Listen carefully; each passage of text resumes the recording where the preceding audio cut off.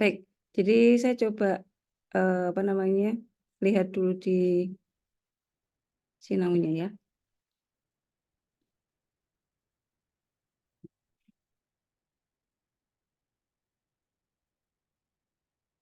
Ya, di Sinau sudah saya sudah saya post 2 materi, pengenalan dan daftar distribusi frekuensi dan ukuran tendensi sentral untuk minggu depan.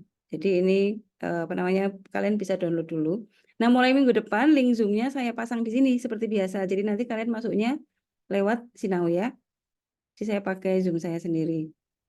Oke, kita mulai dari statistik. Kenapa sih kita perlu belajar statistik gitu ya? Padahal saya tuh masuknya elektro kok belajarnya statistik gitu.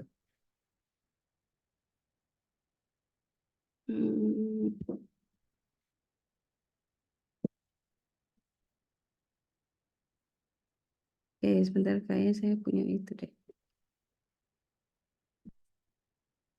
Ya, ya.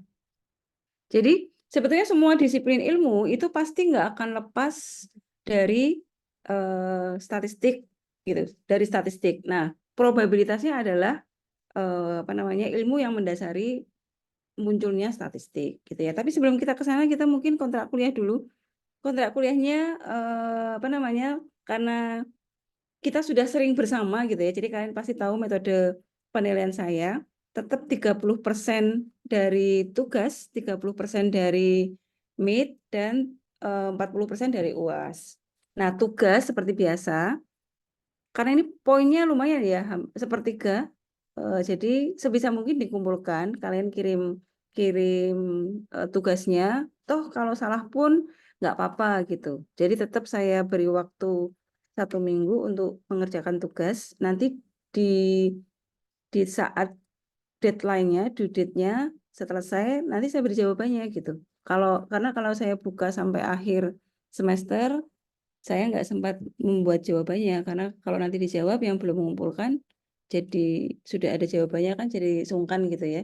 Jadi mending saya tutup seminggu dengan harapan nanti di akhir tenggat waktu saya akan berikan jawabannya gitu. Nah, saya tidak melihat jawabannya benar atau salah untuk tugas karena itu sebagai ajang latihan supaya pada saat UTS atau UAS nanti nggak kaget soalnya kayak apa gitu ya.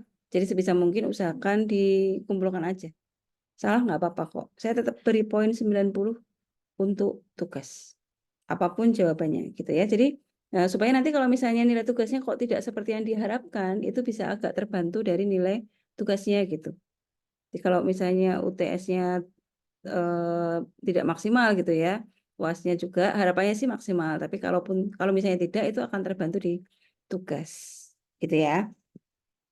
Kemudian materi selama 1 semester itu materinya ini, tapi ini kelebihan 1 ya. Jadi anggaplah ini kuis nggak ada, kita punya 6 kali sebelum UTS seperti biasa dan 6 kali setelah UTS. Nah,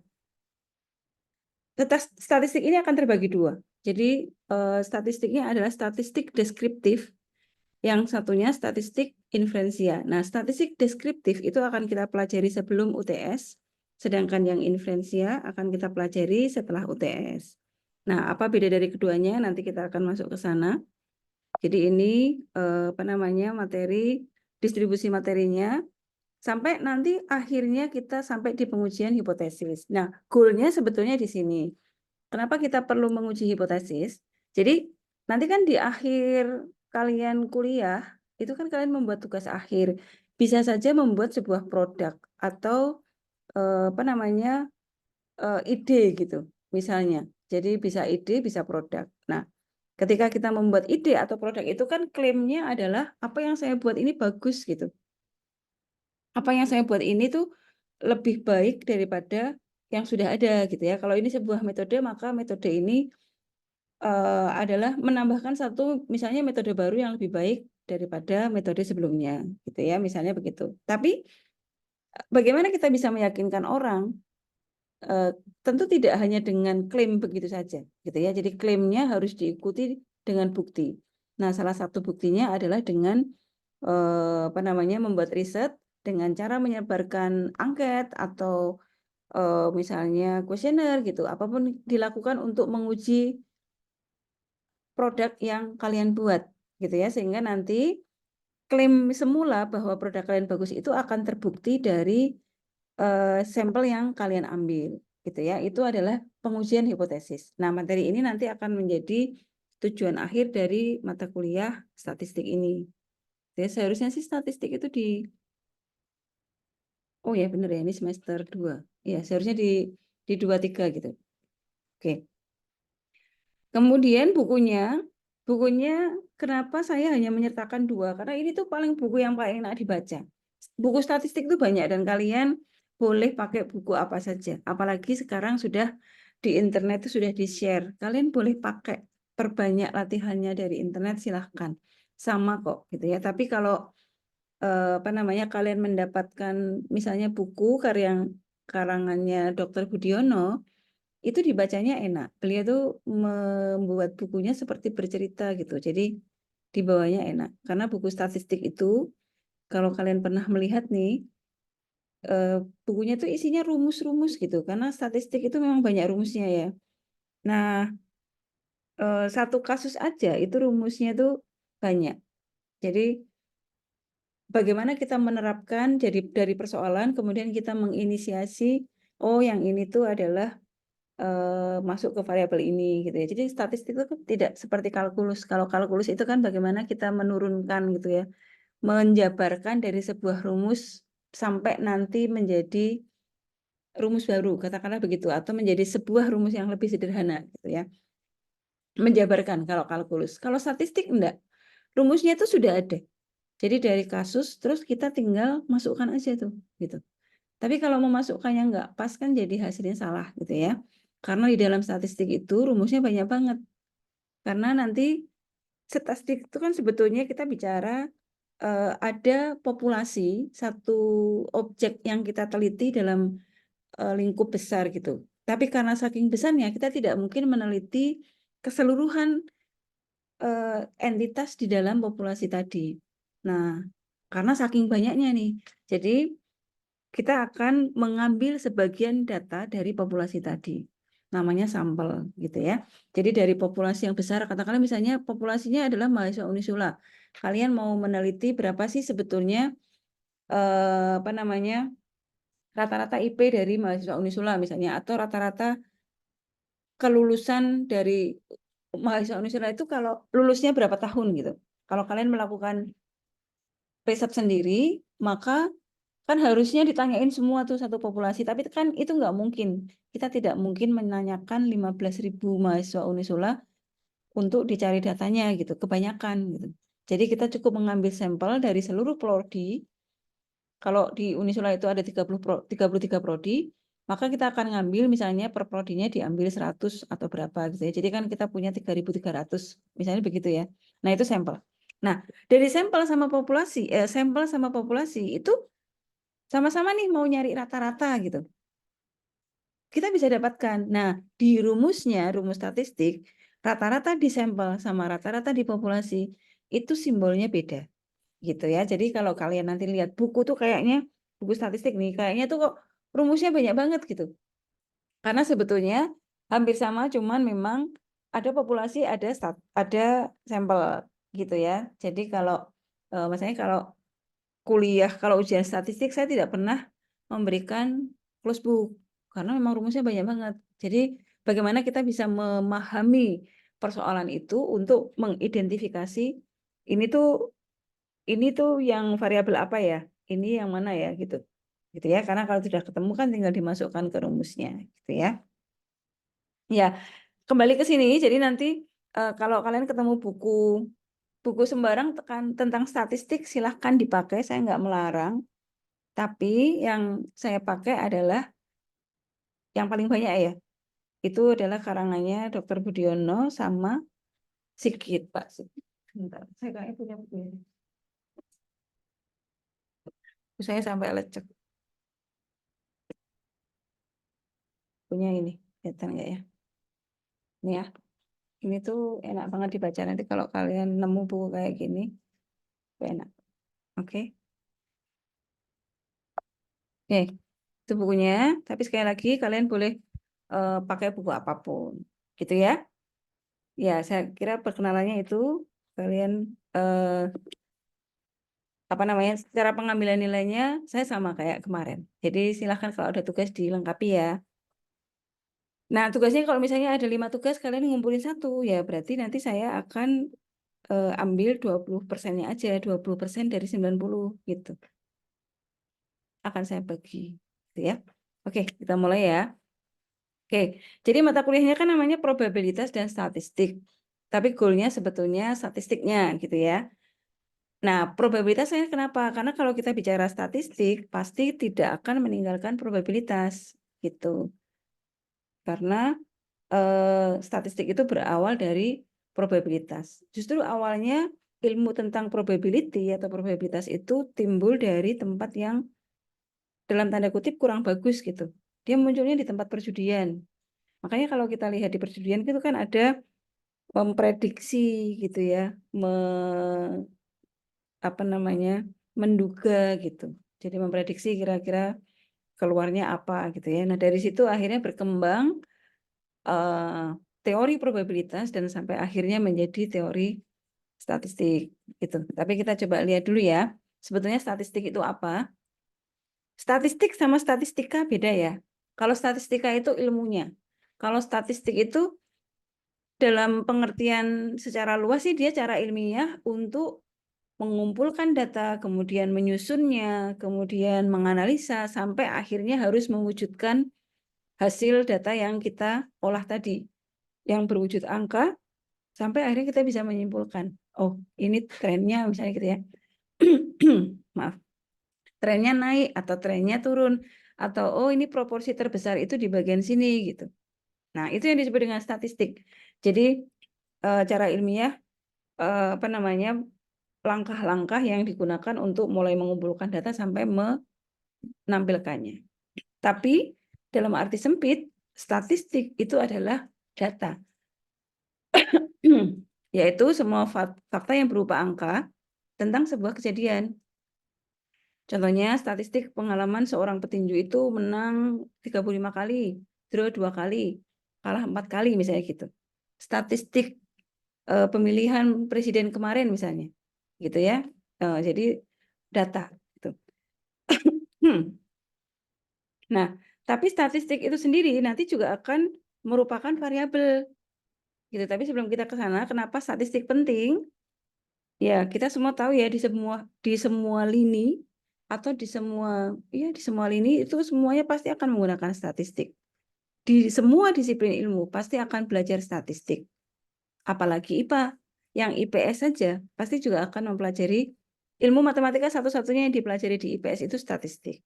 Karena itu tadi, nanti di akhir perkuliahan semua mahasiswa akan membuat tugas akhir dan dia akan melakukan riset, kemudian menyajikan apa yang dia teliti itu dalam sebuah apa namanya, data gitu ya. Maka mereka perlu mempelajari statistik.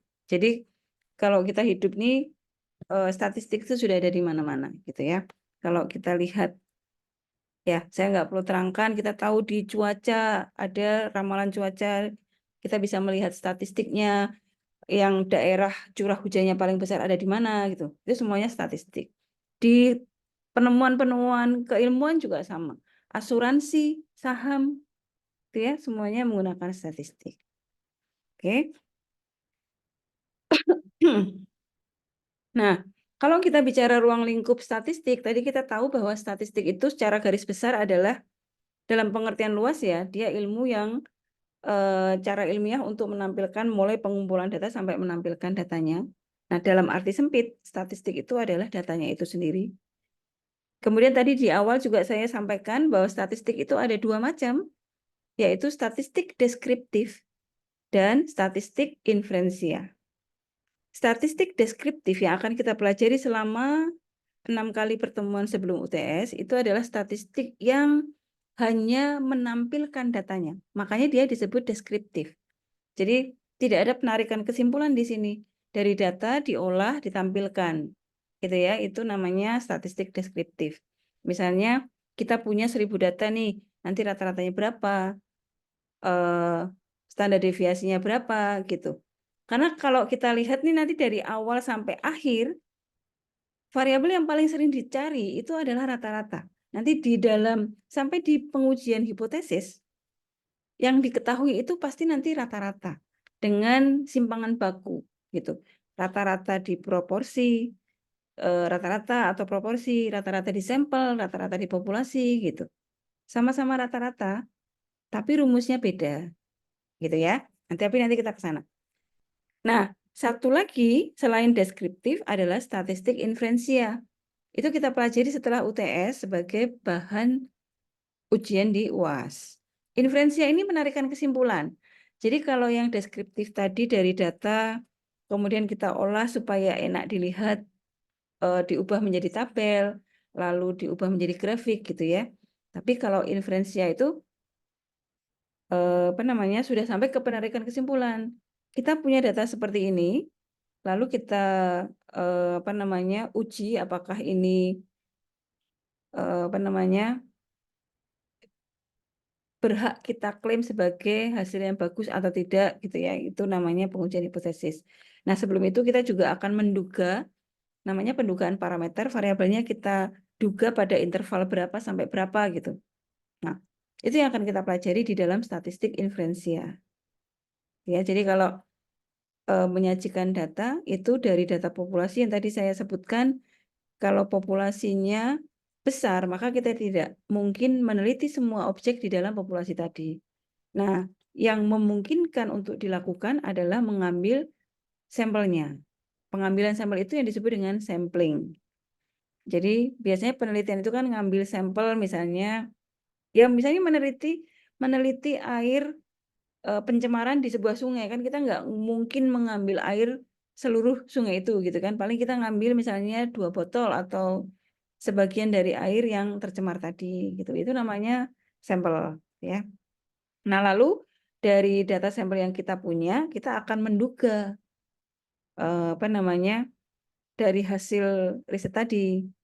Nah, ketika menduga ini, itu kita melakukan riset dengan tingkat keyakinan tertentu. Jadi ketika kita menghitung statistik itu hasilnya pasti tidak mungkin 100% benar gitu. Jadi di statistik itu ada namanya galat atau error.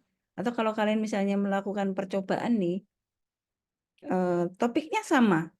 Kemudian di lab nih misalnya kalian melakukan percobaan dengan topik yang sama, terus alatnya kan banyak gitu ya, alat ukurnya banyak.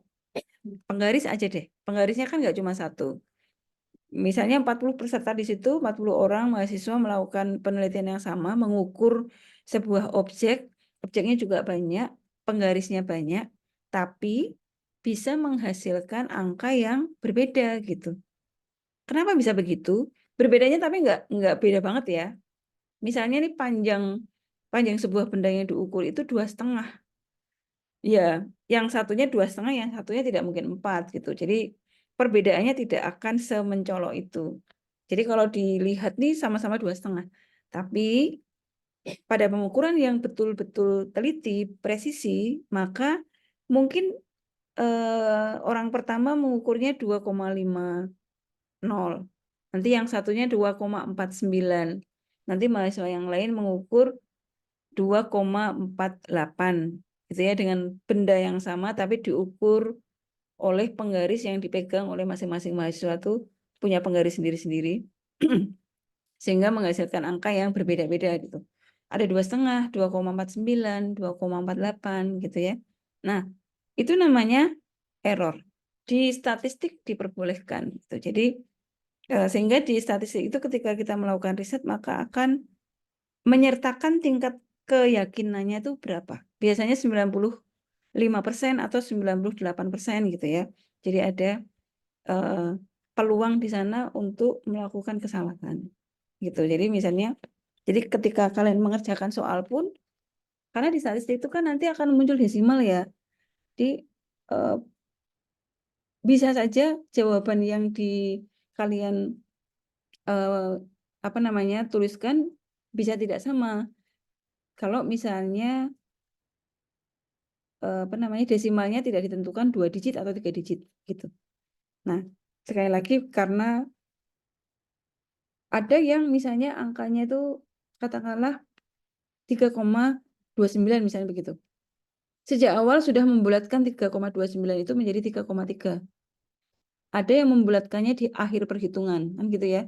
Itu kan sudah menimbulkan perbedaan hasil. Nah, di statistik memungkinkan terjadi begitu. Tapi yang jelas hasilnya tidak berbeda banget gitu. Perbedaannya hanya di desimal-desimalnya gitu ya. Nah, itu yang namanya galat atau error sekian persen gitu. Dan itu berpengaruh di tingkat itu karena pengaruh di tingkat keyakinannya ya. Nah, ilmu peluangnya tuh masuk ke sini. Gitu ya. Jadi probabilitasnya ada di sana. Ya, statistik deskriptif itu tadi statistik yang mempelajari cara-cara pengumpulan, penyusunan, dan menyajikan sebuah data penelitian. Dan dia hanya menggambarkan keadaan sebuah data, baik itu dalam bentuk tabel maupun grafik, yang tujuannya hanya untuk memudahkan orang membaca data, supaya cepat gitu aja ya. Jadi tidak ada penarikan kesimpulan. Sedangkan statistik induktif atau inferensia itu mempelajari cara-cara menarik kesimpulan dari suatu populasi berdasarkan sampel yang diambil. Jadi bagaimana mengusahakan agar supaya hasilnya itu mewakili populasi yang diambil, maka kita harus cukup hati-hati untuk mengambil sampelnya. Jadi sampel yang diambil pun harus mewakili. Misalnya begini, kita meneliti rata-rata kelulusan mahasiswa Unisula itu 4 tahun misalnya begitu. Tapi yang diambil sampel hanya FTI aja gitu ya. Nah, itu belum cukup mewakili karena Unisula itu punya 30 prodi. Nah, tapi kita hanya ngambil 3.000 data hanya FTI aja. Nah, itu nggak boleh. Jadi dari setiap prodi harus diambil sampelnya. Walaupun sama-sama 3.000 nih, nanti diambilnya kan kalau 3.000 secara total itu 100 gitu ya. Dibandingkan 3.000 hanya dari FTI aja, karena ngambilnya gampang misalnya begitu. Nah, itu yang nggak boleh. Jadi pengambilan sampel pun harus mewakili populasinya, gitu ya. Sehingga nanti kalau ini mewakili, sampel itu bisa menjelaskan atau menjadi penduga terbaik dari keadaan populasinya. Ya. Oke, ini kayak tadi saya lewati dulu. Nah, sedangkan statistika, jadi ketambahan angka huruf A di belakang nih. Bedanya statistik sama statistika. Statistika itu ilmunya, ilmu yang mempelajari dan mengusahakan supaya data yang ada itu menjadi informasi yang bermakna. Gampangnya ya, ilmu yang mempelajari statistik itu adalah statistika. Gitu ya. Jadi bedanya di sana. Oke, ini saya lewati. Nah, saya di sini. Jadi tadi kan beberapa kali kita sudah singgung populasi sama sampel. Mudahnya adalah sampel itu bagian dari populasi. Maka isinya, jadi sampel ini kan sebetulnya ada di dalam sini ya. Jadi sampel itu harus merupakan bagian dari populasi. Kalau kita lihat definisinya, populasi itu adalah keseluruhan objek yang diamati, sedangkan sampel adalah bagian dari populasi. Kemudian baik populasi maupun sampel itu kan punya variabel nih. Jadi kalau tadi di awal saya bilang baik populasi maupun sampel itu punya rata-rata, punya proporsi gitu. Nanti berapakah rata-rata dari populasi atau rata-rata dari sampel gitu. Itu salah satu contoh variabel yang ada di dalam populasi maupun sampel gitu ya. Nah, istilahnya nanti kalau kalian membaca buku statistik, variabel di dalam populasi itu disebutnya parameter. Contohnya begini. Misalnya kita ngomong rata-rata nih. Rata-rata atau min ya. Kalau di populasi itu disimbolkan dengan mu nih. Jadi huruf Yunani. Sedangkan sampel itu kan kita ngambil dan hitung sendiri gitu ya. Jadi sampel itu kalau kita hitung rata-rata berdasarkan hasil perhitungan kita sendiri itu sampel. Nah, rata-ratanya simbolnya atau variabelnya bukan mu tapi X bar gitu. Mungkin kalau kalian ingat di SMA kalau kalian mempelajari statistik, itu rata-ratanya pakai X garis atas. Karena kita ngitung sendiri. Jadi misalnya berapakah rata-rata dari 10 nilai dari 10 mahasiswa gitu. Kan kita menghitung menjumlahkan semua nilai dari 10 mahasiswa itu lalu dibagi 10 kan gitu ya. Maka ketemu rata-rata. Di hitungan manapun kalau kita menghitung rata-rata kan datanya dijumlah lalu dibagi jumlah datanya gitu ya. Nah, itu kan simbolnya X garis atas atau X bar. Nah, ini adalah variabel rata-rata untuk sampel ini. Sedangkan S itu adalah varians. Jadi, varian itu S kuadrat. Nah, varians kalau di akar itu menjadi simpangan baku S. Nah, di populasi juga ada simpangan baku, tapi dengan menggunakan huruf sigma kecil kuadrat. Nah, sigma kecil kuadrat ini varians atau variasi. Kalau di akar, hasilnya adalah standar deviasi atau simpangan baku. Nah, jadi sebetulnya bedanya parameter dengan statistik. Jadi variabel di dalam populasi itu kita nyebutnya parameter. Variabel di dalam sampel itu kita sebut statistik. Gitu. Ini saya salah tulis ya, maksudnya statistik. Jadi statistik itu adalah data yang kita mencari sendiri, yang kita menghitung sendiri. Loh, kalau populasi kita nggak menghitung, Bu. Enggak. Jadi kalau populasi itu kita mendapatkan dari internet, misalnya begitu. Atau dari info sebelumnya, gitu ya. Atau dari Biro Pusat Statistik, gitu. Dan parameter dari populasi itu kita gunakan sebagai pembanding dari data statistik yang kita punya, gitu. Jadi biasanya begini, misalnya kita mau meneliti kabarnya nih, katanya rata-rata Unisula lulusan mahasiswa Unisula itu 4 tahun, benar nggak sih? Kan gitu ya. Kita mau membuktikan kebenaran itu. Nah, untuk membuktikan kebenaran itu, kalian ngambil sampel nih. Kayak tadi, diambil sendiri, dicari, misalnya 100 mahasiswa Unisula, dicatat kelulusannya, lalu dihitung, dan ternyata lulusan mahasiswa Unisula itu sekian, misalnya 3,9 gitu ya. Nah, pembandingnya adalah informasi yang kalian ketahui bahwa lulusan mahasiswa itu 4 tahun. Nah, itu ini rata-rata dari populasi, gitu ya. Jadi, untuk memudahkan pengertiannya adalah kalau populasi itu bukan kita yang menghitung, tapi informasi yang sudah ada, sedangkan kalau kita yang menghitung sendiri, itu adalah dari data sampel. Nah, disebut statistik ini. Jadi variabel dari sampel itu disebut statistik, sedangkan variabel-variabel dari populasi disebut parameter. Ya. Nah, lalu kalau kita mau memasukkan ke dalam soal, kita punya soal terus memasukkan ke dalam rumusnya, gimana membedakannya, Bu? Kalau kita perhatikan nih, di dalam populasi itu simbolnya adalah huruf-huruf Yunani, mu, alfa, beta gitu. Sedangkan yang statistik atau sampel yang kita hitung sendiri itu huruf-huruf Latin, A, B, C, D, X, S gitu. Bedanya di situ. Ya, karena nanti di dalam rumus yang kalian punya bisa saja nanti muncul satu rumus di mana huruf Yunani sama huruf Latin ini tampil bareng gitu. Nah, jadi kalian tahu, oh kalau ini data populasi kita masukkan ke dalam huruf-huruf Yunani, kalau ini data statistik atau data sampelnya, berarti kita masukkan ke huruf-huruf Latin. Gitu ya. Oke. Kalau ada pertanyaan, saya di stop aja langsung ya. Oke. Berikutnya, nah, sebenarnya sudah kita singgung tadi ya, populasi itu apa, sampel itu apa, gitu. Jadi sampel itu adalah bagian dari populasi.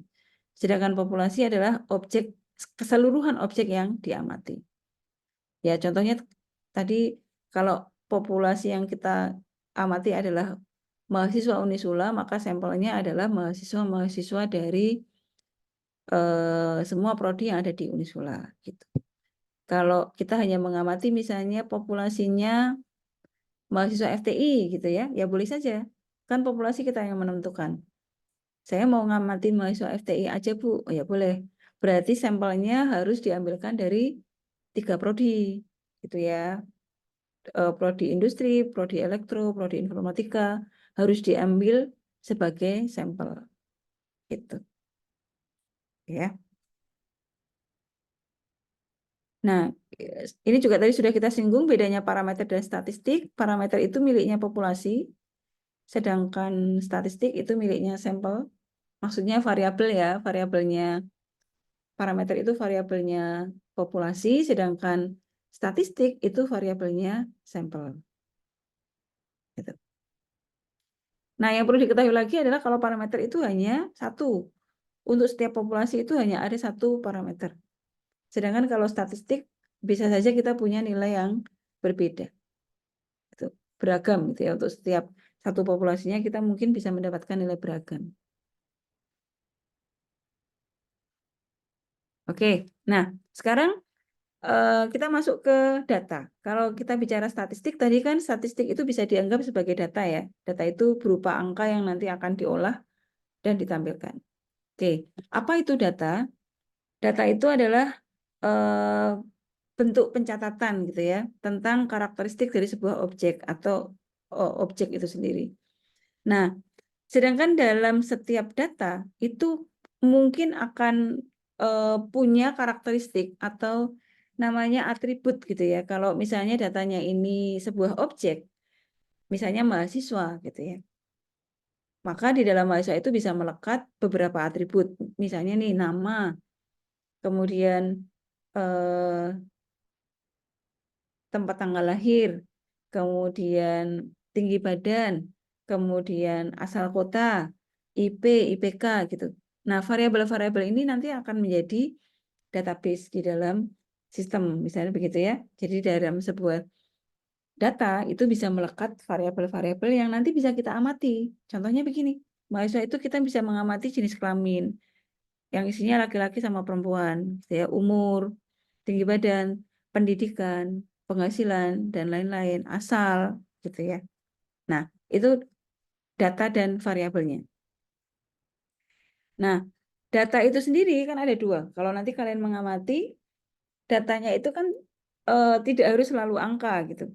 Tapi kalau kita punya data yang tidak angka, bisa diberi bobot supaya menjadi angka, gitu ya. Nah, data itu ada dua macam, data kuantitatif dan kualitatif. Kuantitatif dari kata kuantitas ini adalah data yang bisa dioperasikan secara matematis. Bisa dijumlah, bisa dirata-rata, bisa dikalikan gitu ya. Pokoknya mudahnya adalah data ini berupa angka. Seperti berat badan, tinggi badan, pendapatan, IP gitu. Masa studi misalnya begitu ya. Nah, itu data kuantitatif.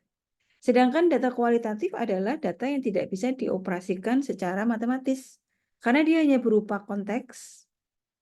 Nah, tapi kalau kita kadang-kadang memerlukan dia dihitung, kita bisa beri bobot. Gitu ya, misalnya kategori setuju, tidak setuju gitu. Atau tingkat pendidikan.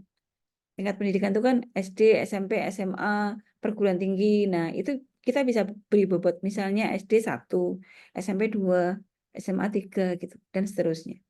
Ya, jadi data ada dua, data kuantitatif dan data kualitatif. Kadang-kadang penelitian kita kan tidak melulu soal angka ya, tapi bisa setuju, tidak setuju, misalnya begitu. Oke, nah karena data tadi, maka kita juga bisa ada skala pengukuran yang harus dipakai sesuai dengan data yang kita punya tadi. Skala pengukuran itu ada 4, ada nominal, ordinal, kemudian ada interval, dan rasio. Nah, yang paling bagus tentu rasio. Jadi yang pertama, yang paling rendah, skala pengukuran paling rendah itu nominal. Skala ini sifatnya hanya membedakan antar kelompok aja. Misalnya jenis kelamin, jadi kan dia hanya kelompok laki-laki perempuan gitu ya. Atau jurusan dalam sebuah perguruan tinggi, misalnya kayak jurusan di FTI, itu kan ada industri elektroinformatika. Mereka punya level yang sama. Jenis kelamin juga begitu. Tidak ada tingkatan, ini murni hanya dikelompokkan menjadi dua bagian, laki-laki perempuan gitu ya. Jurusan juga begitu, murni hanya dibedakan kelompok jurusan A, B, C gitu. Nah, itu namanya skala pengukuran nominal. Ini untuk data kualitatif yang paling rendah, setuju tidak setuju gitu ya misalnya.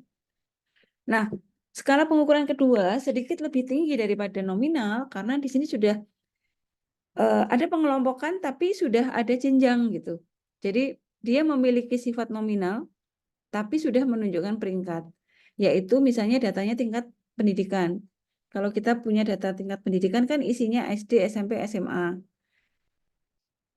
SD itu kan yang paling rendah, sedikit lebih tinggi SMP, sedikit lebih tinggi SMA, misalnya begitu ya. Jadi ini walaupun dikelompokkan, tapi sudah menunjukkan peringkat. Jadi sudah lebih bagus daripada ordinal. Skala pengukuran ketiga, lebih bagus lagi dari ordinal, yaitu interval. Interval ini contohnya adalah misalnya nilai tes. Dari 0 sampai 100 kan kita kelompok-kelompokkan tuh. Yang A adalah 85 sampai 100 misalnya. Yang B dari 70 sampai 84, 85 gitu ya. Nanti 85,00 sekian mulai A dan seterusnya. Artinya kan itu juga dikelompok-kelompokkan kan. Kelompok A, ada kelompok A sampai E, sedangkan di dalam kelompok A sampai E itu ada range-range nilai, jadi ada interval. Yang ikut kelompok A adalah nilai sekian sampai sekian, B sekian sampai sekian gitu. Jadi skala pengukuran interval itu adalah skala pengukuran nominal juga, ordinal juga gitu. Jadi dia punya sifat ordinal. Kalau punya sifat ordinal otomatis dia nominal juga gitu ya. Nah, tapi sedikit lebih tinggi karena peringkatnya sudah menggunakan interval. Nah, yang paling tinggi adalah skala pengukuran rasio.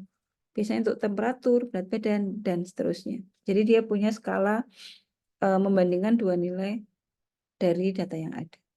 Tuh. Nah, kapan kita menggunakan skala-skala ini tergantung data yang kita punya. Jadi kalau saya boleh gambarkan seperti ini.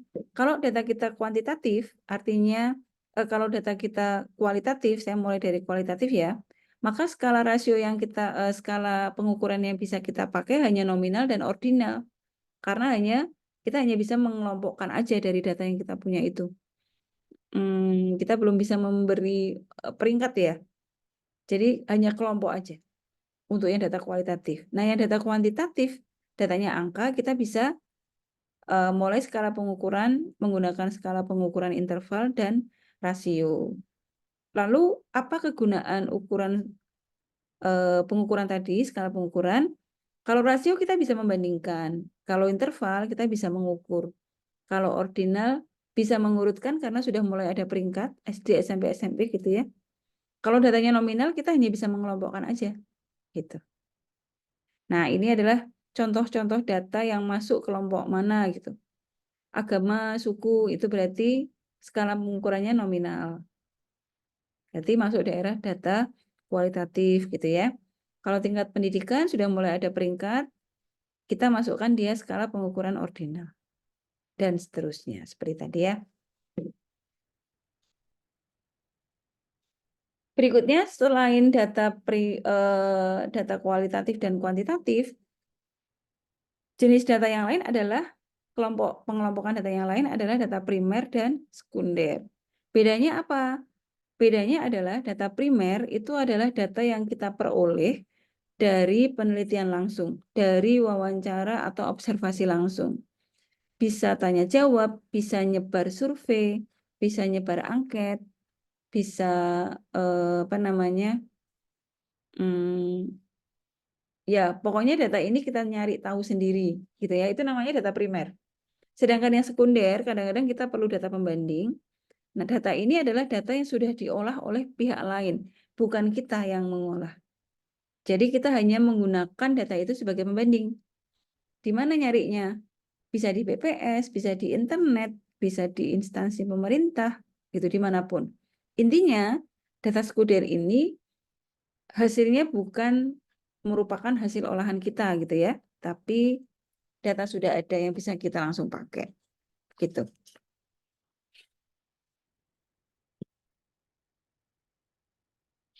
Oke, nah berikutnya setelah kita olah datanya, kita perlu menyajikan. Ada beberapa cara untuk menyajikan. Yang pertama, kita bisa sajikan dalam bentuk tabel. Tentu lebih mudah ya kalau kita sajikan data itu dalam bentuk tabel daripada datanya mentah yang masih nyampur gitu. Kalau ini sebuah data kuantitatif, isinya angka, nyampur, nggak dikelompok-kelompokkan, membacanya susah. Akan lebih gampang kalau disajikan dalam bentuk tabel seperti ini. Ini data tabel yang sudah berkelompok ya, karena ada intervalnya. Ini nggak berkelompok, tapi satu arah. Jadi jenis barang, jumlahnya berapa gitu ya. Ini juga tidak berkelompok, tapi dua arah. Jadi ini data yang menunjukkan kepadatan rumah misalnya.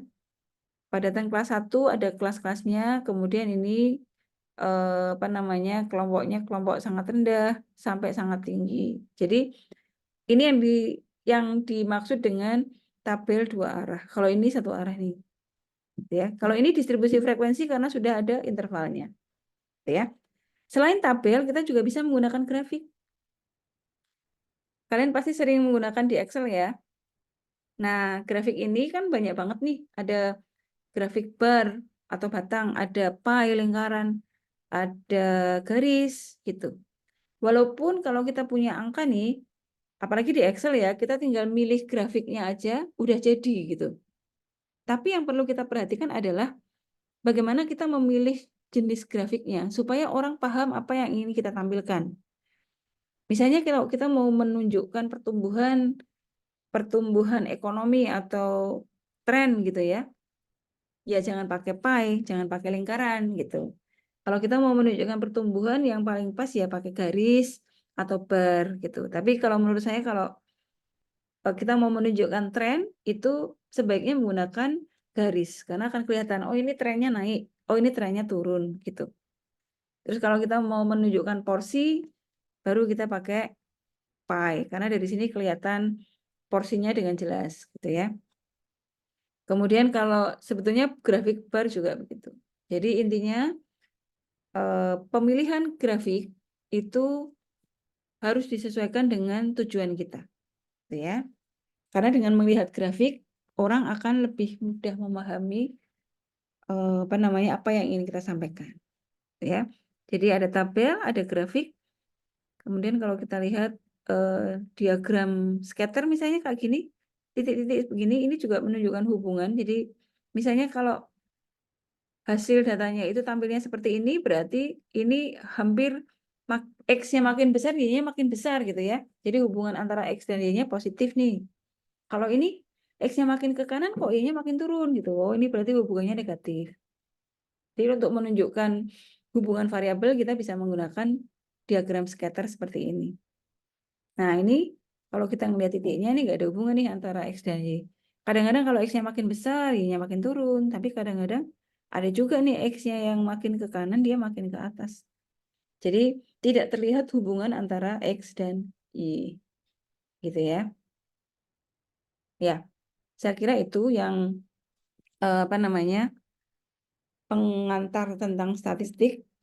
Jadi statistik ini bagaimana kita mengumpulkan data, kemudian mengolah, menganalisa sampai bisa disajikan kepada audiens sehingga mereka memahami apa yang kita maksud. Gitu ya. Sampai di sini ada yang ingin ditanyakan?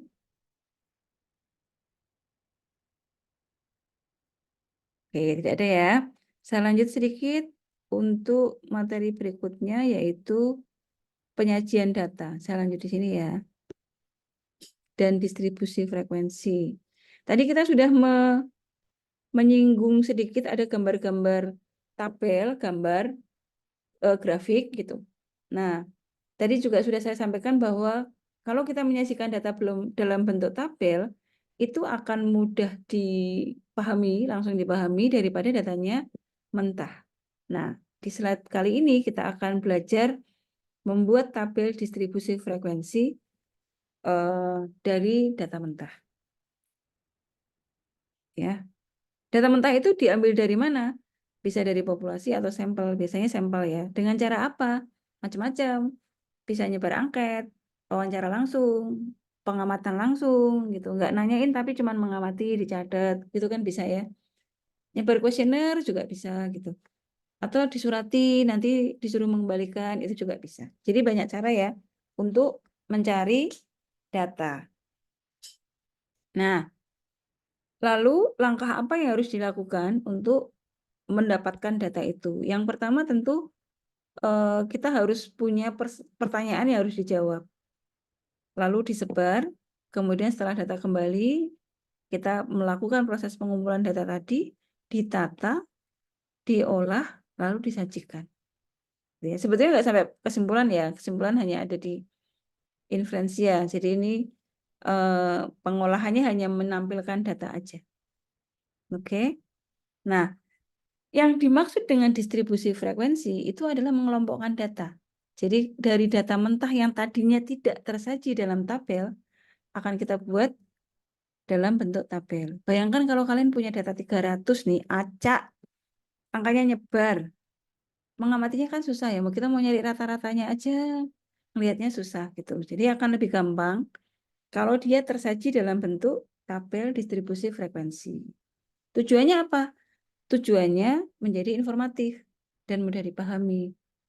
Maksudnya distribusi frekuensi itu kalau ini data kita bisa kelompok-kelompokkan. Misalnya 1 sampai 10 ada berapa data, 11 sampai 20 ada berapa data gitu ya. Itu yang disebut dengan distribusi frekuensi. Nah, caranya bagaimana? Caranya cuma 3 ini. Jadi kalau kita punya data berapapun nih, 100, 1000, yang pertama kita urutkan dulu, di sorting. Diurutkan dari paling kecil ke paling besar.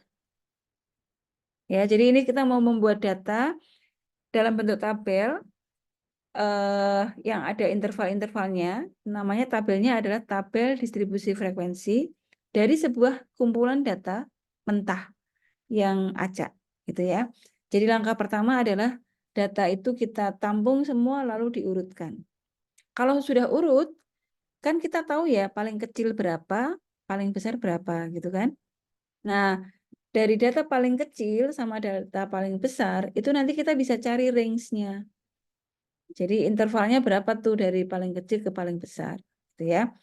Interval itu atau range itu bisa kita buat untuk membuat kelas-kelas datanya atau kategori-kategorinya. Sebaiknya ini kita buat berapa kelas ya, harus berapa kelas ya gitu. Nah itu tergantung dari interval tadi. Nah kemudian kalau kelas-kelasnya sudah terbentuk, baru kita melakukan tabulasi atau penturusan untuk memasukkan nilai-nilai data-data yang kita punya tadi. Ini masuk kelompok yang kelas mana, lalu kita baca data berikutnya, masukkan ke kelas mana gitu. Nah, masalahnya adalah sebaiknya berapa sih kita membuat jumlah kelas yang harus dibuat kan gitu ya. Nah, jadi sebetulnya kalian bebas mau membuat dari data 1000 nih, kalian boleh buat menjadi 10 kelas. Saya mau buat 10 boleh. Saya mau membuat 6 kelas aja Bu, nggak terlalu banyak. Boleh gitu. Nanti nilai rata-ratanya itu juga sebetulnya kisarannya sama. Seperti yang saya sampaikan di depan tadi. Misalnya rata-rata dari data itu adalah 70 gitu ya. Kisarannya di 70. Kalau yang pakai 10 kelas dia bisa saja mendapatkan rata-rata 70,5. Kalau yang pakai 6 kelas mungkin dia bisa mendapatkan 70,6 gitu. Jadi di desimalnya. Perbedaannya paling juga sekitar 0,0 something gitu, 0,02 atau 0,03 gitu.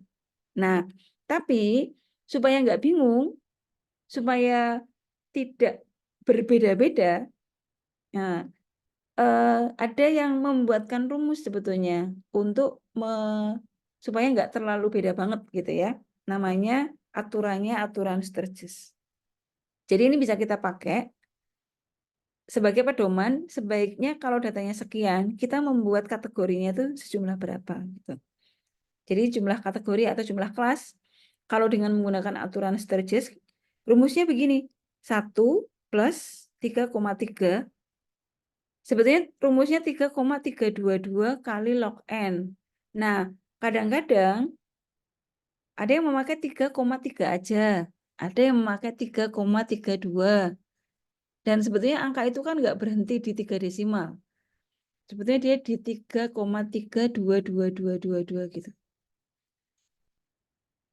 yang pakai 4 digit kan hasilnya juga tidak akan berbeda kalau memakai 1 digit aja. Kalau mau lebih teliti lagi, desimalnya tambah lagi 0,3222 gitu ya. Nah, itu yang disebut dengan error tadi, galat tadi. Perbedaannya hanya di desimalnya kok. Nilai utamanya, bilangan utamanya yang depan tuh nggak beda. Jadi misalnya nih ya, kalian ujian dengan membuat tabel seperti ini, kan beda-beda jumlahnya. Bedanya juga nggak banyak. Apa namanya?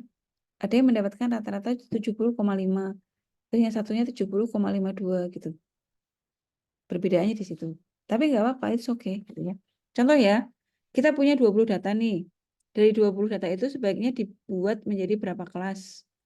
Nah, kalau dengan pedoman aturan Sturges, sebaiknya dari 20 data itu dibuat menjadi 1 ditambah 3,322 kali log 20. Log 20 itu 1,301. Nah, jadi kalau datanya 20, maka sebaiknya kelasnya dibuat sekian. Nah, dari sini saja ada yang ngambil 5, ada yang ngambil 6. Boleh, tapi minimal kan 5 nih. Gitu. Saya mau pakai 6, Bu, ya boleh-boleh saja. Ya. Jadi hasilnya nggak sama dong, Bu. Ya nggak sama. Tapi perbedaannya itu tadi, tidak terlalu besar. Hanya berbeda di desimalnya. Gitu ya. Oke, lanjut ya. Oke, jadi setelah kita mengurutkan, langkah pertama tadi adalah mengurutkan, kemudian langkah kedua adalah menentukan jumlah kelas yang harus dipakai, yang harus dibuat berapa. Tadi 5 ya, jadi ternyata jumlah kelasnya harus 5. Nah, setelah kita mengetahui bahwa jumlah kelasnya ini 5, ini nanti ada kelas 1, kelas 2, kelas 3, kelas 4, kelas 5, gitu ya. Nah, setiap kelas itu kan ada panjang interval kelasnya. Langkah berikutnya adalah menentukan panjang kelas atau interval kelas. Caranya bagaimana? Caranya adalah dengan rumus range. Range itu adalah kita mencari selisih nilai terbesar dan nilai terkecilnya. Di langkah pertama tadi kan kita mengurutkan nih di sort. Nah, dari sortingan tadi kan ada nilai terbesarnya berapa, terkecilnya berapa. Kita cari selisihnya, lalu dibagi dengan jumlah kelas yang sudah kita hitung dengan aturan Sturges tadi, 5 tadi. Jadi kalau ini kita lanjutkan, dari data ini contohnya, sebentar, ini ya, ini kan ada 20 data nih. Setelah diurutkan, ternyata data paling besar 9.750. Data paling kecil 215. Berarti range-nya itu 9.750 dikurangi 215. Gitu ya. Itu range. Lalu jumlah kelasnya sudah diketahui 5. Kita mau pakai 5 kelas. Jadi sekarang interval kelasnya adalah 9.750 dikurangi 215. Lalu, oh ini kok dibagi 6. Dibagi 5. Oh, ini ngambilnya 6 nih. Jadi biar aja ya, apa ya. Tadi di sini kan jumlah minimalnya 5. Dan ini diambil 6. Jadi boleh 6, boleh 5 ya. Bebas kok. Di sekitar angka itu, tapi minimal 5. Nah, jadi diambil 6 kelas. Nah, jadi interval kelasnya adalah 1.590 gitu. Interval ini jarak nilai terendah sama tertinggi di dalam setiap kelas ya. Atau di dalam setiap kategori. Jadi begini. Kan nanti jadi 6 kelas nih. 1, 2, 3, 4, 5, 6. Nah, jarak antara data terendah sama data tertinggi itu adalah 1.506 ini. 1.590. Tuh. Ya. Jadi 215 ditambah 1.590 dikurangi 1. Itu menjadi batas paling tinggi di setiap kelas. Nanti yang kelas kedua berarti kan mulai 1805 ya, ditambah 1.590 dikurangi 1. Gitu. Ya. Dan seterusnya sampai terakhir ini. Ini nilai tertinggi kelas 1, ini nilai tertinggi kelas 2. Jadi ada 6 kelas seperti ini. Gitu. Nah, tabelnya sudah punya. Berikutnya kita lakukan tabulasi atau penturusan. Nah, jadi sekarang kita hitung frekuensinya. Ini saya berubah ini. 1804. Ya, misalnya ya. Ini saya sesuaikan aja. Saya kembalikan ya. Saya samakan ya 1804.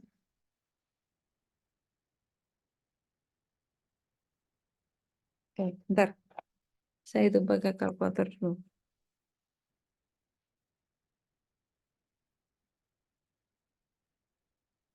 215 ditambah 1590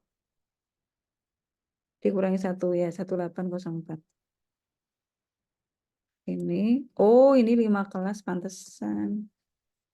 5 kelas. 1805 394. Yang ini 3395 4984 6575 6585 sorry 4985 6574 6575 8164 ini 8165 sampai 9754 gitu ya. Lalu kita cari turusnya nih.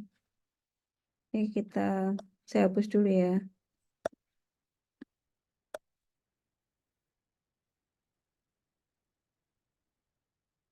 Langkah berikutnya adalah melakukan tabulasi.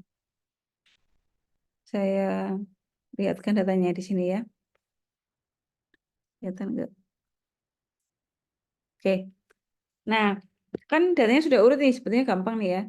Dari 215 sampai 1804 itu ada berapa angka? 1804 itu kan di sini nih. Berarti ada 12 angka ya.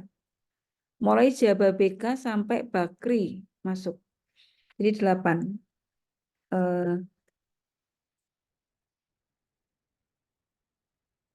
Ini terus dicoret. Ini ya. Lalu tuh, jadi 8. Berikutnya dari 1805 berarti data nomor sorry. 12 ding ini ya.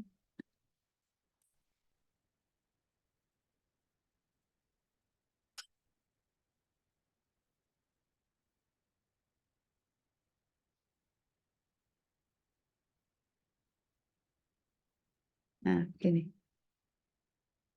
12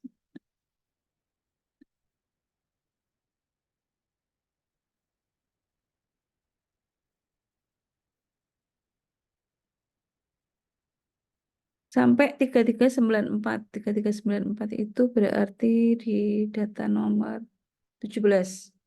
Berarti ini 5.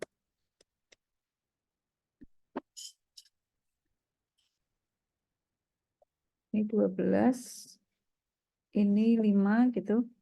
Lalu yang 3395 sampai 4984 berarti sampai nomor 17. 4904 nggak ada ya berarti ya.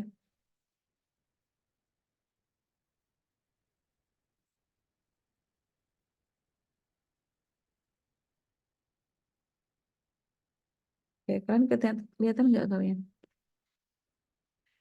3395 itu berarti sampai data 17 itu sudah masuk di range yang belum ya. sampai data 31 sampai 16. Oh, ini baru 4, maaf.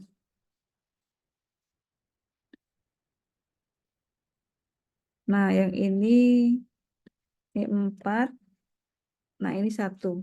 4989. Yang ini 49 sampai 6575 itu 1. 6575 sampai ini juga 1. Yang ini 1 juga, gitu ya.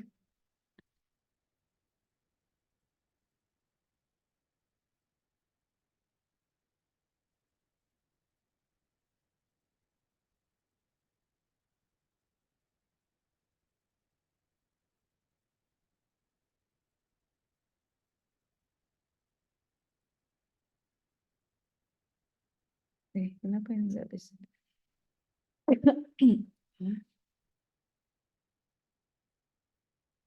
Bentar ya. Udah, apa deh.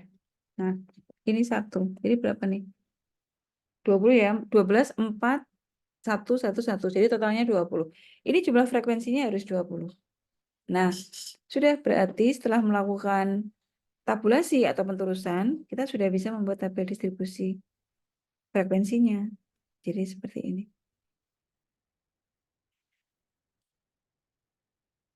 Salah nih.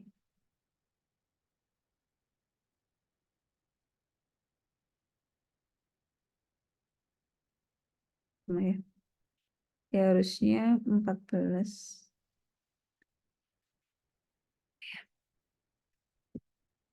Oke, nah tabel distribusi frekuensinya seperti ini. Jadi kelasnya ada 6, kemudian ini intervalnya, lalu frekuensinya di sini ya. 12, 4, 1, 1, 1, 1. Itu distribusi frekuensi. Ada pertanyaan sampai sini untuk mencari tabel, untuk membuat tabel distribusi frekuensi? Bu, tadi untuk mencari frekuensi gimana ya Bu ya? Untuk mencari frekuensi ini? Itu Dengan, dapatnya 12 dari mana? oh ini nih. Jadi tabelnya kan diurutkan. Nggak gini, kelihatan nggak? Iya, kelihatan. Nah, dari yang di kelas yang pertama itu kan kita akan menghitung data yang nilainya 215 sampai 1804. Jadi ini kan sudah urut nih. Berarti kan ini 1, 2, 3, 4, 5, 6, 7 sampai 12 nih. Di data 12 itu Berarti 1500. mencari sendiri gitu ya Bu ya? Iya, Di tabel. iya di tabel. Kalau misalkan acak gimana Bu itu nyarinya? Oh, kan harus diurutkan. Langkah Diurutkan pertama, dulu ya?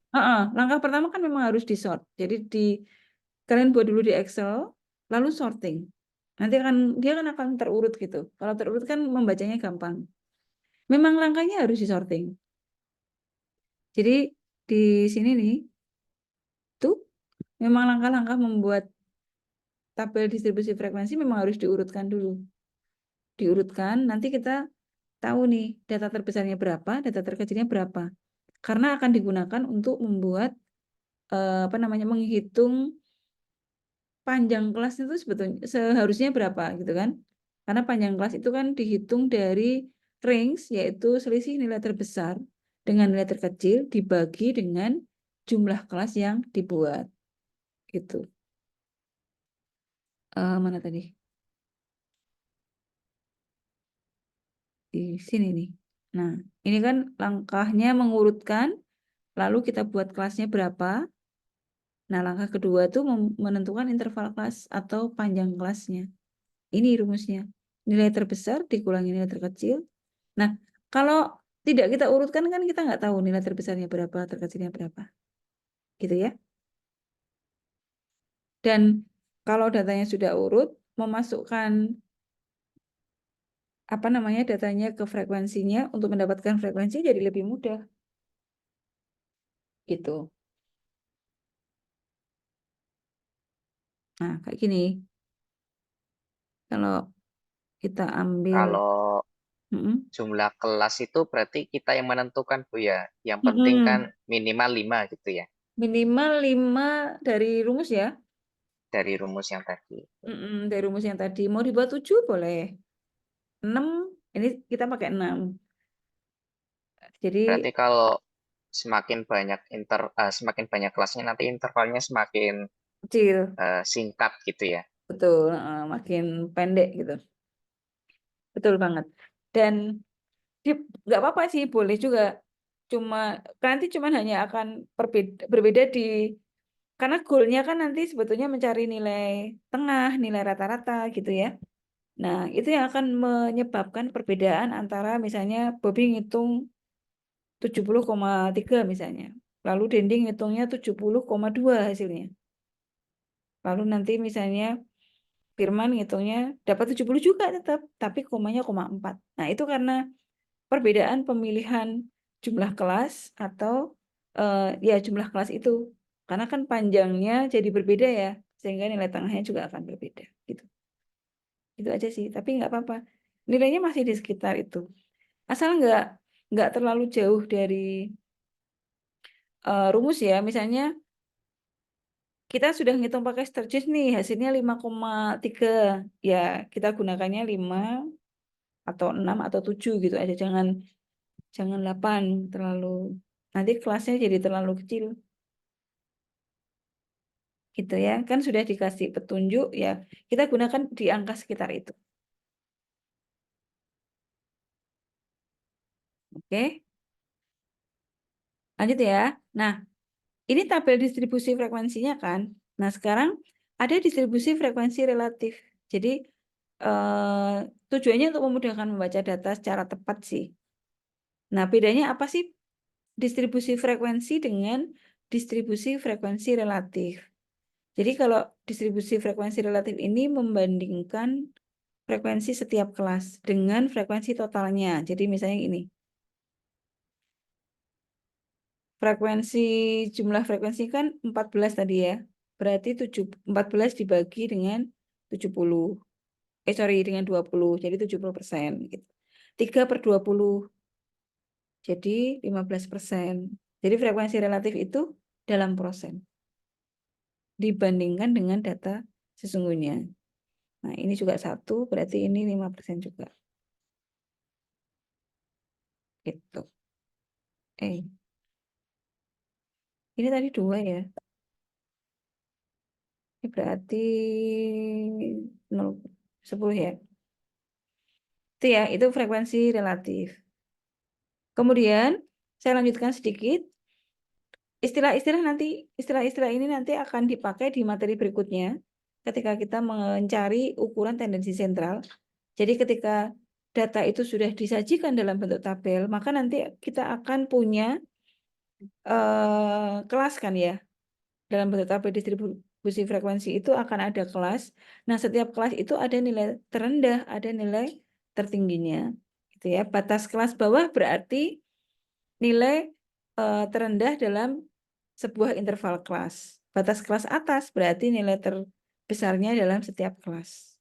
Itu dan setiap kelas punya nilai atau batas bawah dan batas atas yang berbeda-beda ya. Kita lihat contohnya. Nah, kayak gini. Ini batas bawah kelas atau batas kelas bagian bawah. Batas bawah kelas, ini batas atas kelas. Gitu ya. Kemudian nilai tengah itu adalah nilai tengah dari kelas. Jadi seperti ini. Dari antara 215 sampai 1804 itu nilai tengahnya berapa? Gitu ya. Jadi kita bisa cari misalnya dari angka 1 sampai 3 itu nilai tengahnya 2. Namanya gitu. Dari 1 sampai 5 nilai tengahnya adalah 3. Gimana mencarinya? Batas kelas bawah dengan batas kelas atas dijumlah lalu dibagi 2. Tuh. Jadi kalau bayangkan kalau kita punya kelas yang nilai terendahnya 1, nilai teratasnya 3. Maka nilai tengahnya kan cuma 2 ya. Cuma angka 2. Nah, angka 2 itu diperoleh dari 1 ditambah 3 dibagi 2. Nah, ini juga begitu. Kalau mau mencari nilai tengah dari setiap kelasnya, maka kita cukup jumlahkan batas kelas bawah dengan batas kelas atas, lalu dibagi 2. Itu ya, itu nilai tengah dari kelas. Ini seperti ini. 215 ditambah 1804 dibagi 2. Jadi 1009,5. Gitu. Itu mencari nilai tengah. Lalu ada nilai tepi kelas. Itu nilai batas antara kelas yang memisahkan antara kelas 1 dengan kelas yang lain. Jadi misalnya gini. Ini kelas kedua, perhatikan di kelas kedua. Nilai tepi kelas kedua itu adalah ini, jadi antara 2122 dengan 2123 ini, tepi kelasnya berapa? Jadi di sini naik setengah, yang ini turun setengah. Gitu. Jadi 2122,5, yang ini juga turun setengah. Gitu ya. Itu kalau kelasnya naiknya satu-satu. Jadi satuannya satu-satu. Tapi kalau misalnya datanya adalah desimal, satu desimal, misalnya isinya itu 1,1, 1,2, 1,3 gitu ya, maka turunnya nggak setengah, tapi 0,05. Jadi tergantung datanya. Kalau ini karena datanya satuan ya, jadi jarak antara di sini sama di sini kan jaraknya 1, maka dibagi 2, setengah. Gitu.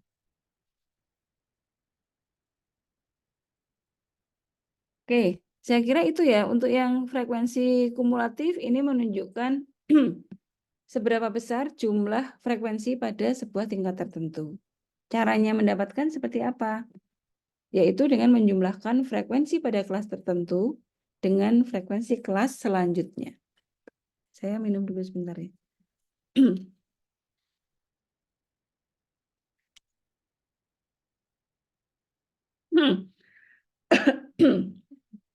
Nah, frekuensi kumulatif itu ada 2.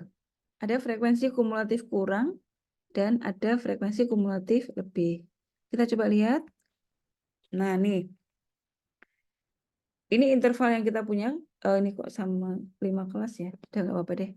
Kemudian nilai tepi kelasnya di sini 215 turun setengah jadi 214,5 ya. Kalau tepi kelas atasnya berarti apa namanya 2122,5 dan itu menjadi tepi kelas di sini. Frekuensi kumulatif kurang darinya 0. Jadi ini kita mulai dari 0. Lalu ini kita lihat dari data. Nah, sini. Ini harusnya data yang sini. Ini ya. Jadi mulainya 0 karena yang frekuensi kurang dari yang paling atas itu 0, kemudian berikutnya 14, lalu di baris ketiga adalah 14 ditambah 3 di sini. Ya.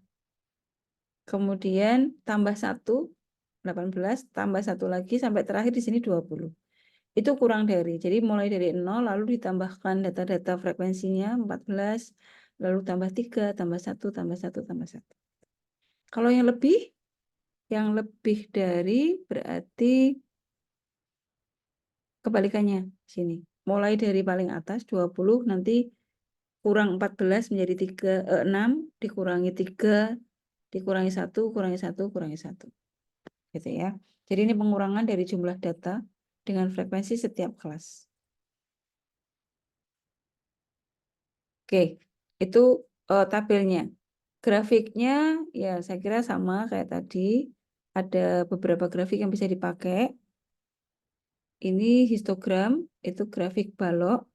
Jadi dia menghubungkan tepi kelas dengan sumbu horizontal. Dan frekuensinya. Ini tepi kelasnya. Jadi kita ambil 214,5 gitu ya. Lalu nanti dihubungkan dengan angka 14. Jadi grafiknya seperti ini. Pakai Excel aja sih. Ini tinggal memasukkan angkanya ya. Kalau poligon, ada grafik poligon itu seperti ini. Ini tadi di kelas yang 1, 14, kelas kedua apa namanya 3, 1, 1, dan seterusnya. Ini ya kelas yang pertama 14, kelas kedua 3, kelas ketiga 1, kelas keempat 1, kelas kelima 1. Oke, poligon, Okif, Octave itu adalah grafik garis atau diagram garis yang menunjukkan kombinasi interval kelas dengan frekuensi kumulatifnya. Jadi datanya yang dipakai frekuensi kumulatif ya. Ya, frekuensi kumulatif itu kan ada kurang dari sama lebih dari. Nah, grafiknya seperti ini. Yang kurang dari itu yang berwarna hitam. Dari mulai 0, 14, 17, 1, tambah 1 ya, 17, 18, 19. Sedangkan yang lebih dari berarti mulai dari 20, 3, 20 dikurangi 14, 6, dikurangi 3, 3 dikurangi 1, 2, kurangi 1, gitu dan seterusnya. Ini kurva O'Keeffe. Jadi dia datanya diambilkan dari frekuensi kumulatif, bukan yang frekuensi biasa ya. Oke, nah itu apa namanya cara untuk menyajikan data acak menjadi tabel distribusi frekuensi. Nah, tugas kalian soalnya ini satu aja dari data acak ini, kalian buat tabel distribusi frekuensi. Nanti minggu depan kita gunakan tabel distribusi frekuensi latihan ini untuk menghitung ukuran tendensi sentral. Gitu ya. Jadi satu aja. Kita punya 50 data acak, kalian buat tabel distribusi frekuensinya. Minggu depan kita lanjutkan dengan materi ukuran tendensi sentral ini. Mana ya, sebentar.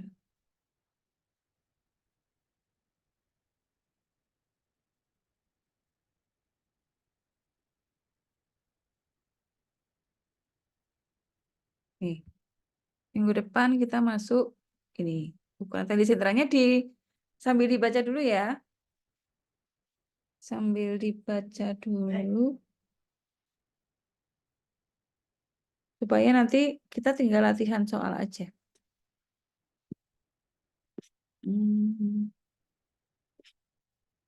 Jadi begini. Nah, ini dia. Nah, ini. Ukuran tendensi sentral itu adalah menghitung ukuran-ukuran yang paling sering dipakai, yaitu min atau rata-rata, kemudian median nilai tengahnya, kemudian modus, kuartil, desil, persentil. Kalau datanya tunggal, tunggal itu tidak disajikan dalam bentuk tabel, maka cara mencarinya kan mudah, dijumlah aja lalu dibagi. Tapi kan melihatnya nggak enak. Kalau datanya cuma 10 sih gampang ya. Tapi kalau datanya sampai 50 kayak tadi, disajikan dalam bentuk begini kan lihatnya pusing. Kita mau nyari rata-ratanya berapa ya gitu. Nilai tengahnya berapa ini ya kan gitu ya. Nah, jadi kita coba sajikan dalam bentuk tabel dulu. Nanti kita akan mencari tahu nilai-nilai ukuran ini, 6 ukuran ini dari data berkelompok. Gitu ya. Oke. Ada pertanyaan sampai di sini? Oke. Ya, jadi itu yang apa namanya bisa saya sampaikan hari ini. Mudah-mudahan apa yang saya sampaikan bisa diterima dengan baik. Nanti dicoba apa dengan satu soal tadi dibuat langsung tabel distribusi frekuensinya ya, supaya apa namanya bisa kita gunakan untuk minggu depan. Itu Hmm? untuk soal tadi tugasnya Hmm? nanti di-uploadnya berarti di pertemuan 2, Bu. Di pertemuan satu aja. Oh iya, baik, Hmm. Bu. Di pos 1 nanti saya buatkan link untuk mengirim tugasnya. Itu ya. Baik, terima kasih hadirnya. Sampai jumpa minggu depan. Tetap jaga kesehatan. Wassalamualaikum warahmatullahi wabarakatuh. Waalaikumsalam. Waalaikumsalam warahmatullahi wabarakatuh. Oke, saya tutup ya.